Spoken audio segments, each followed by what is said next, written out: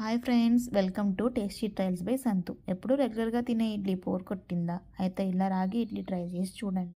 ఇవి చాలా టేస్టీగా ఉంటాయి అండ్ హెల్త్కి కూడా చాలా మంచిది. నేను చెప్పిన కొలతలతో చేస్తే ఇలా మెత్తగా స్పాంజీ లాగా ఉంటాయి. ఇంకెందుకు ఆలస్యం, రెసిపీ చూసేద్దాం రండి. దీనికోసం ఒక బౌల్లో ఒక కప్పు మిరపగుండ్లు, ఒక కప్పు రాగులు తీసుకొని బాగా మిక్స్ చేసి నీటితో 2-3 సార్లు శుభ్రంగా కడగాలి. శుభ్రంగా కడిగిన తర్వాత దాంట్లో నీళ్లు పోసి కొంచెం మెంతులు వేసి 6 గంటలు నానబెట్టాలి. తర్వాత ఇంకొక బౌల్లో 2 కప్పుల ఇడ్లీ రవ్వ వేసి కడిగి నానబెట్టాలి. నేనైతే 2 ఒకేసారి నానబెడతాను. దీనివల్ల ఇడ్లీలు స్పాంజీలా వస్తాయి. 6 అవర్స్ తర్వాత నానబెట్టుకున్న మినుములు, రాగులు మిక్సీలో వేసుకొని మెత్తగా గ్రైండ్ చేసుకోవాలి.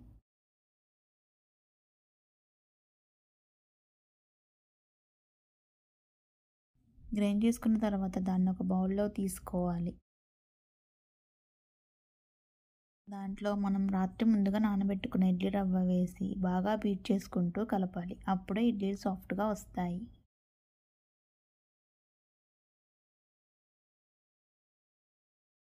దీన్ని 6 అవర్స్ వరకు ఫెర్మెంట్ చేసుకోవాలి. 6 అవర్స్ తర్వాత ఇది ఇలా ఫెర్మెంట్ అవుతుంది. దీన్ని బాగా మిక్స్ చేసుకొని చిటికెడు సాల్ట్ వేసి ఇడ్లీ పాత్రకి ఆయిల్ రాసుకొని అన్ని వైపులా పిండిని వేయాలి. ఇలా ఆయిల్ రాయడం వల్ల ఇడ్లీలు త్వరగా ఊడి వస్తాయి. ఇలా అన్ని ప్లేట్స్కి పెట్టిన తర్వాత అడుగున వాటర్ పోసుకొని దీన్ని స్టవ్ మీద ఒక 15 మినిట్స్ వరకు ఉడికించాలి. 15 మినిట్స్ తర్వాత మూత తీసి చూస్తే ఇవి ఉడికిపోతాయి. తర్వాత దీన్ని చిన్నగా ఒక్కొక్కటిగా ప్లేట్లోకి తీసుకొని సర్వ్ చేసుకోవడమే.